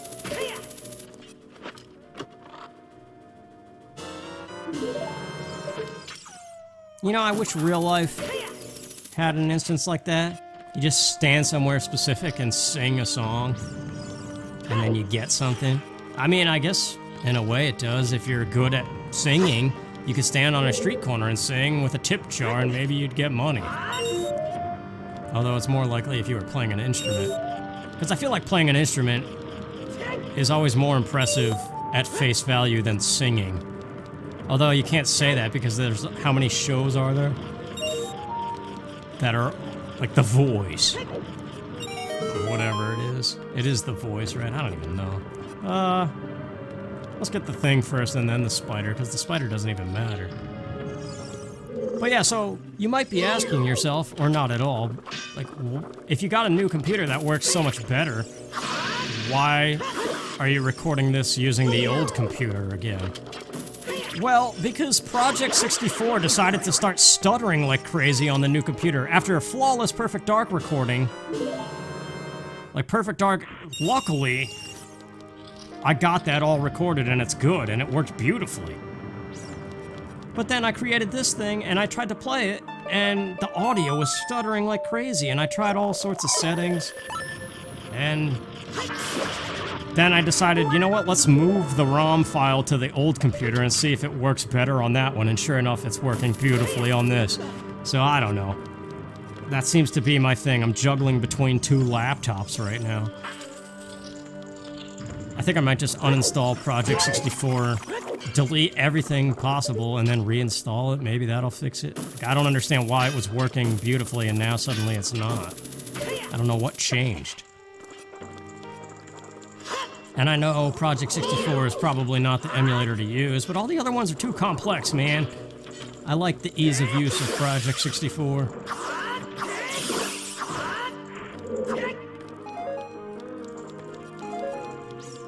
these two chests as well. Now I see what they mean by left mirror chest and right mirror chest. I had no idea what they were talking about, and now I see that it's these two. That's the thing, some of these descriptions are just too vague, that if you don't know very much specifically, it kind of makes placing things weird. Oh yeah, whoops. So there's still two major items to find in here, because this is the wrap-up moment where it's like, okay, we got our dose of Ocarina of Time, there's no other dungeon that I feel like doing, let's just beat the game at this point. Ending off with the best temple, which is this one, in my opinion.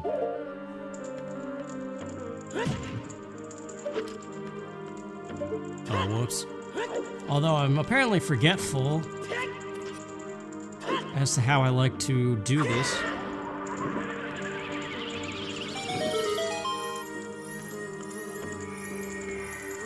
What? I don't remember saying that should be the boss key. What else would a giant boss key chest be? That's weird. Maybe I did put that there. I don't remember doing that. But yeah, that was one of the errors I first ran into. Is even if you choose to start with or remove the maps and compasses, you still have to leave space for the game to place them. Because I think what happens is they're meant to be the map or compass, but the game then sees that you don't have it, or you already have it, and it just gives you like a 5 rupee or something instead. But you still have to be able to place them. And like, at one of my instances, I filled Dodongo's Cavern with stuff and left out the map and compass, and there was no space left for it, so I ran into an error there. So you gotta be careful with these things. It's way harder to set up than Super Metroid. But it's also understandable because, I don't know, Zelda operates a little bit differently. The linear structure, I suppose, is more strict than with Metroid. I mean, Super Metroid especially, that is what pioneered speedrunning and sequence breaking. That game is responsible for everything. I would say... Yeah, I'm doing this all wrong, dude. Do I forget? Hold on, let's do the child side first and get... The two major chests are still major items. The Mirror Shield and Silver Gauntlets are still major things that we need. I'll get these two, why not? Because it'll make sense, the thought process makes sense as we get there. You'll see...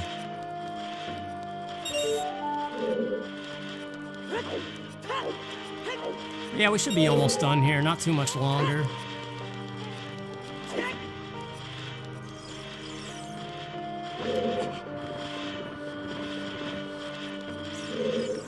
I don't know, I'm trying to think of a way to pull this off better.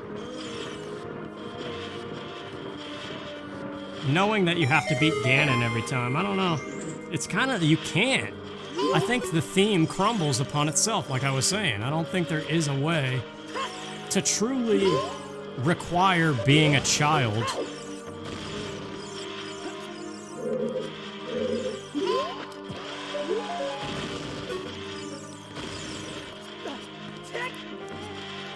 The only thing I can think is to hide the bow and the light arrows, especially in like little cubby spaces that only Kid Link can get to. But then you run into the problem of like, what can you do without those? Well, the bow specifically, as an adult.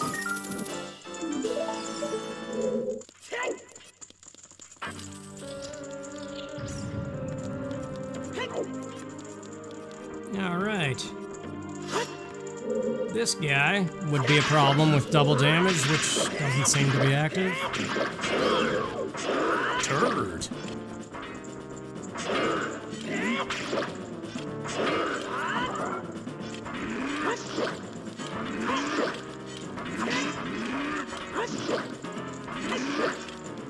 Oh yeah, another thing about the two laptop situation as well.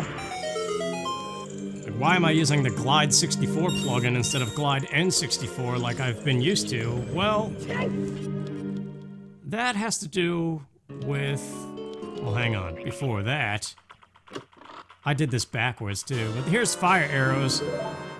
But yeah, I was supposed to go the adult side first. That's how I like to do this. You do the adult side first, that spawns the mirror shield chest, then you hook shot over here and go through the child side backwards as an adult. Whoops, I messed up. Well, the idea for putting the fire arrows there was for this room, so we could solve the torch puzzle. Although I didn't place anything major here, so I don't know.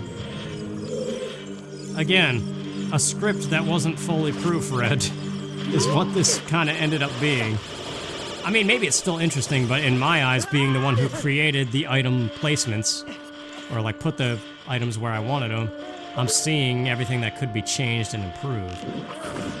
But once again, that's kind of what makes Plandomizers more fun than your typical randomizer, is the creation process and the brainstorming of what you think would be cool. Like when I did the minimizer for Super Metroid, it's like getting so excited about the idea of very low ammo counts for every boss, and like Dragon without gravity suit or grapple beam, and then Ridley, or no, it was Lower Norfair without Varia suit, I think. Now we can get this spider. But yeah, with a game like this that has so many more locations, and I don't know, it's just harder to structure, I think. So it would take some multiple attempts to kind of really get a tightly woven seed that plays off of a theme like I've been talking about.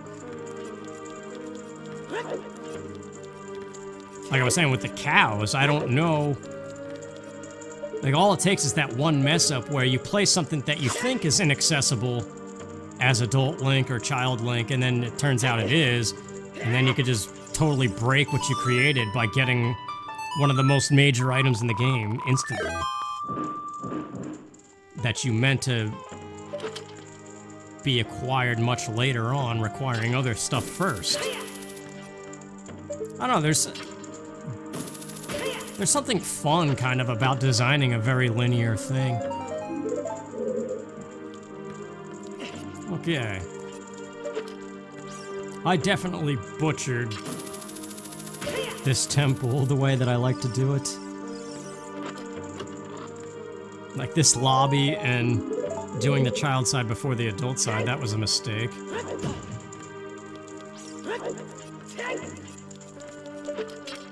Oh yeah, the recording thing I never finished. So, why Glide 64 instead of Glide N64 as the video plugin?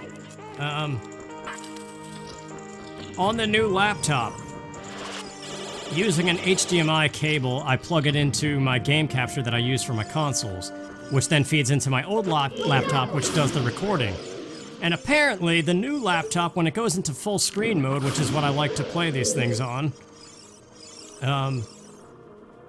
when it's using Glide N64, the audio mutes itself. I don't know why. I guess because it takes a second for that plugin to load, and then the HDMI connection gets messed up and it forgets to transfer the audio to the second display, which would be the game capture card. And, so then you get awesome video, but no audio. But with Glide 64, even though it's a crappier plugin, it all works beautifully. Audio and visual at full screen. And so that's what I did to record Perfect Dark, and I tried to do that again for this, and that's when I realized it started stuttering like crazy.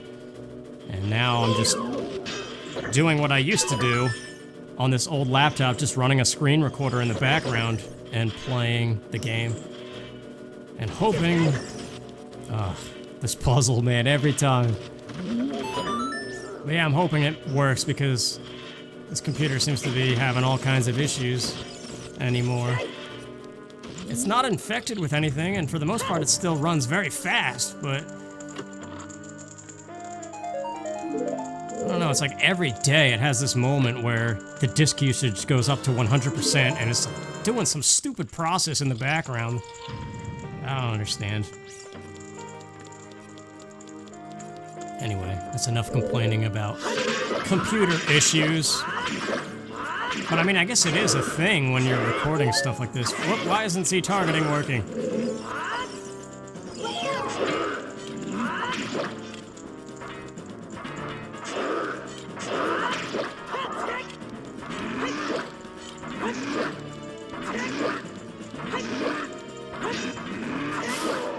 Yeah, because of that disk usage thing, though, it's created a problem with this where I can't run a screen recorder in the background and play a game at the same time because it starts chugging along. You may have noticed that in my 2019 recap video. And some of the screen recorded footage there... By the way, this is our final item, the light arrows. So as you can see, the Spirit Temple was just chock full of all the final stuff. But really, once again, it's kind of lukewarm because it's not too much different than the vanilla game, requiring being a kid first. I don't know. I gotta think about better ways to place items that would be more creative and more interesting. It's just that intro part as an adult. You're very limited. It really is just Kakariko and the ranch. And I don't even know how the ranch would work without having done any... Well, no, the ranch is always the same, no matter what. It's Ingo. I don't even need to do that room. I have a key. Screw that room. I don't even care what's in there. Why do we have to do this again? Oh, the light. That's right. Right? Yeah, we do need it. You can see what the Bombchu chest is. Or is it Bombchu's? Or am I thinking of Ganon's trial?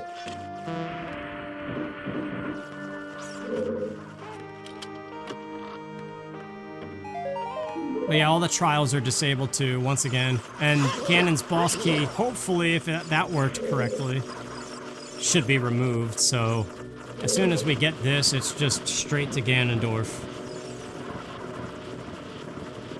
And once again, the logic behind that is when you've played like 5 of these, you get tired of doing that endgame stuff when it doesn't even matter anymore.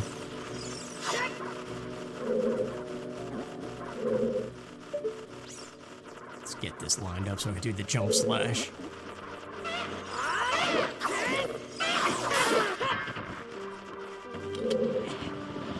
But yeah, the next thing I gotta test with that laptop is a true full-screen game. Will the audio be able to be recorded in the method that I was describing with my capture card?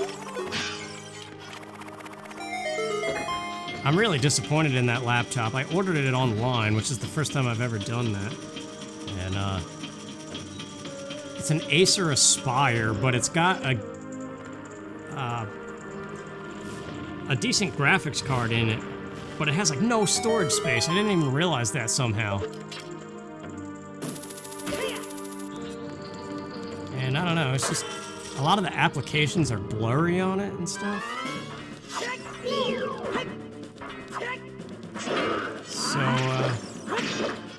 yeah, I was looking for stuff in the $700 range, and I found that. And I was looking at a couple, and that one seemed to be the one with consistently decent reviews for the price. So I just... it was kind of a very necessary thing because I need access to the internet for job searching and stuff like that. And with this one crapping out on that front, I really needed something fast. But keeping the YouTube stuff in mind, I wanted something that was capable. Alright, finally the actual fight. Should probably cut that out as I always do. I like almost everything about this temple except for that. I don't know, the first phase of this boss fight is just kind of stupid to me. It's cool, but they never seem to cooperate. I don't have Big Goron Sword. The dog lady has that. But I never actually was in the market at nighttime.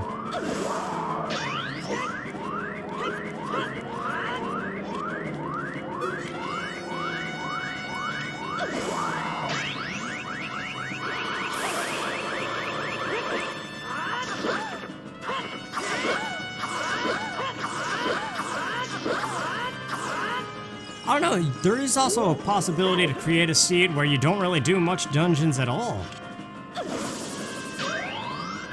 I mean, if you really wanted to create Ocarina of Time Abridged, you could just start with everything and just run to Ganon, right? That would probably be the shortest. But,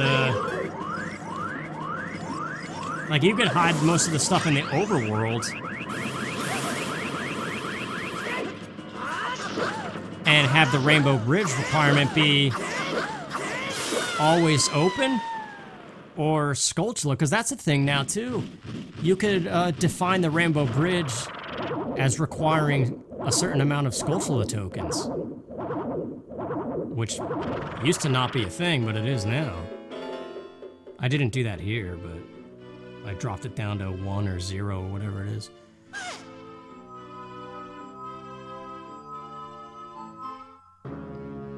Yeah, that translucent crotch shot. But yeah, there you go, the gold gauntlets. So both strength upgrades were stuck in here. Also, in order to ensure that the bow could not be found anywhere but Morpha, I stuck the other 2 bow requirements, or the quivers, in one of Ganon's trials, which you definitely can't access because the Rainbow Bridge is not open yet. Well, now it is, because we got the Spirit Medallion and the Light Arrows and the Shadow Medallion we started with, so we're good. And I don't have the Prelude of Light. Well, dang! Alright, here we are, the final game. Let's make sure this is the last check. That the Rainbow Bridge works, number 1, and if that works, then is Ganon's boss key removed? And are the trials deactivated? Those are the 3 things we gotta make. Rainbow Bridge is good.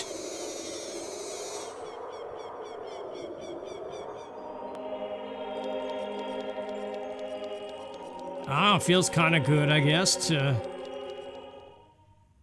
have done a Plandomizer for a Zelda game instead of just Super Metroid.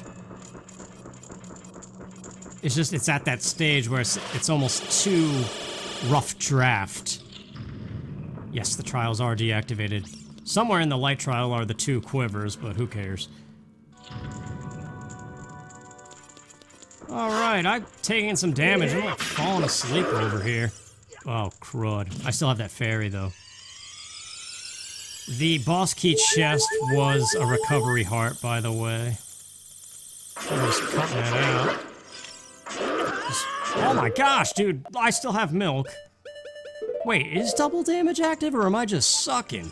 What's happening here? I'm probably just sucking, because I'm used to having double defense. What the heck, dude, wake up!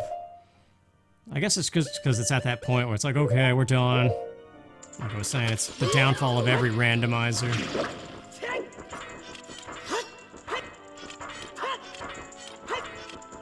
Really? I figured I'd show this room. I was gonna cut all this stuff out, but Iron Knuckles are fun, man. Whatever, hopefully I have enough magic. I'm too lazy to switch.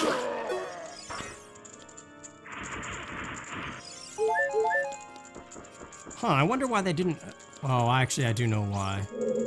I was gonna say, I wonder why they didn't create a D-pad hotkey for the bow, so that you could just press up on the D-pad, which is unused, to the best of my knowledge, to switch between the arrow types. But then you would have to use the D-pad to use the bow, and that's clumsy and stupid.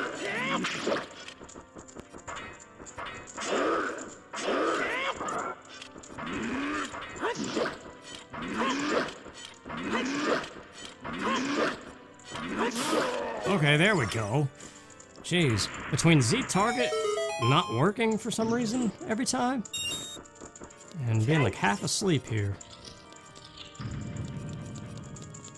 Well, I have a half a bottle of milk in case Ganondorf does a crazy amount of damage. Yes, the boss key is removed. Everything has worked. So that has basically been the Plandomizer seed I created. But once again, very rough draft. I gotta really sit and think, brainstorm. Like, that's the thing, you get excited about it, sort of. Is there no magic in here? I was more excited with Super Metroid, though. Like, getting really excited and brainstorming the next one and then instantly going and creating another one. But it was also faster and easier to create than this. And there's more variables to consider in this game. So I really gotta sit and think, like, what would be really good placements for stuff that would still be fun and exciting the whole way through, but also limit you in a way. I don't know. The hero is defeated timeline. Let's begin it. Yeah, I already got them. I knew that they were there. I put them there.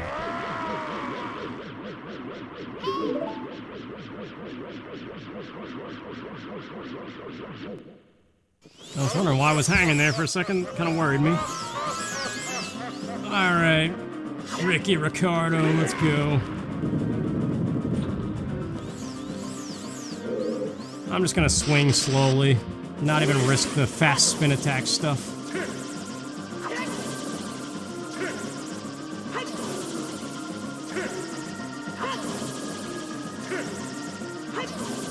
Well, now I'm kind of regretting this decision, because... well... come on, man.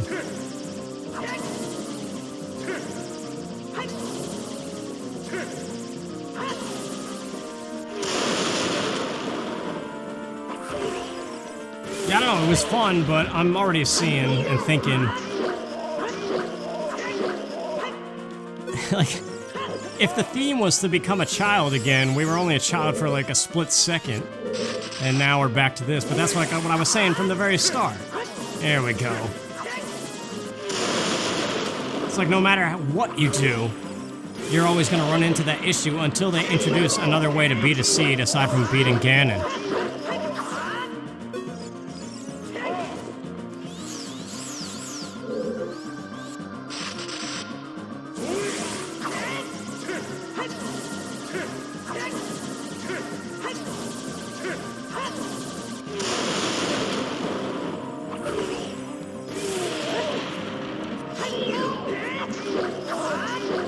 But see, if you could edit the entrance randomizations to your liking too, that would open up a whole bunch of stuff too. Because then you could access adult stuff as a child, even without knowing any crazy glitches or anything.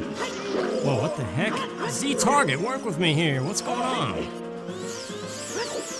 Alright, we still should have enough magic. Yes. Seriously, why isn't it working? Jeez, man. The clunk at the end of all things here.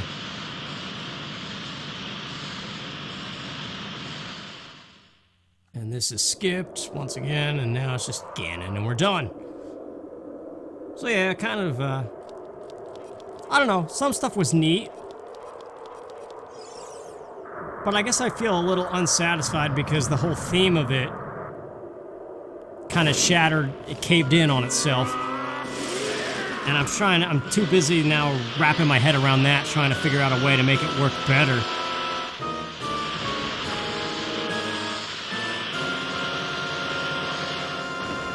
And the cow theme even, like I was saying, I feel like that would crumble on itself. But if you could edit the entrances as well and plan those, that would be huge. Because then you could really make this theme work. Heck, you could even never become an adult and beat the game as a child only.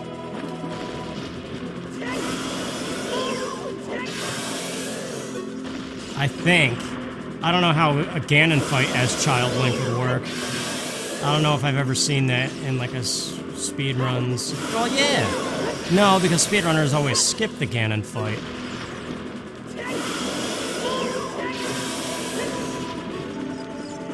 Right?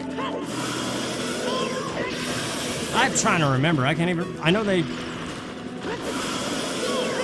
go from Goma to the escape sequence, but then you still gotta fight Ganon, right? And that you're a kid for. Unless they skip that again. I can't remember.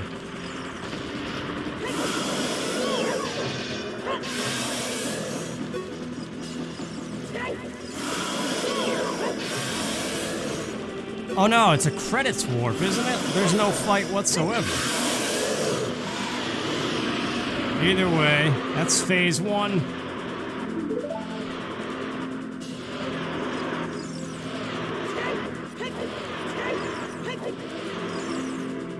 I still think it's pretty cool that the Plandomizer feature has come for another game now, instead of just Metroid. I mean, I've been saying that it's the coolest thing to come, even better than randomizers themselves. I love that. I just love the idea of having a map editor for all of these retro games. It adds replay value there in the form of you creating it how you want to, but still obviously playing by the defined rules that developers created and stuff.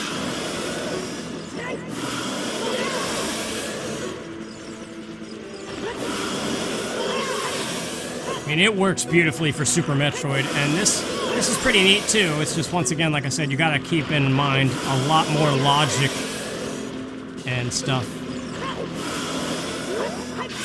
But there's definitely room here for creating personal challenges for yourself and other cool things. I gotta experiment with it. I might do another Plandomizer and try to really kind of proofread it better. Maybe not rely so much on the tokens, I don't know. There's definitely possibilities. But there you go. A much shorter Ocarina of Time rando, and the very first Plandomizer for it.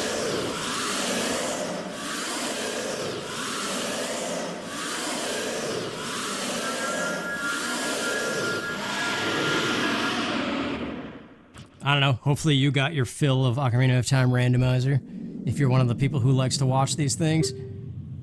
It says, I didn't want to play a full one again that's like 6 hours long. And so, I was in my last Majora one, I was talking about doing this as a Plandomizer, but it wasn't quite, it didn't have a good interface yet. Now it does. And so, I finally got this to work, and it was pretty enjoyable, but I definitely need to improve it. But anyway, we're not going to watch all of this. Thanks for watching, you guys. Hopefully you found some enjoyment in it, and check out the Plandomizer for yourself. See you next time.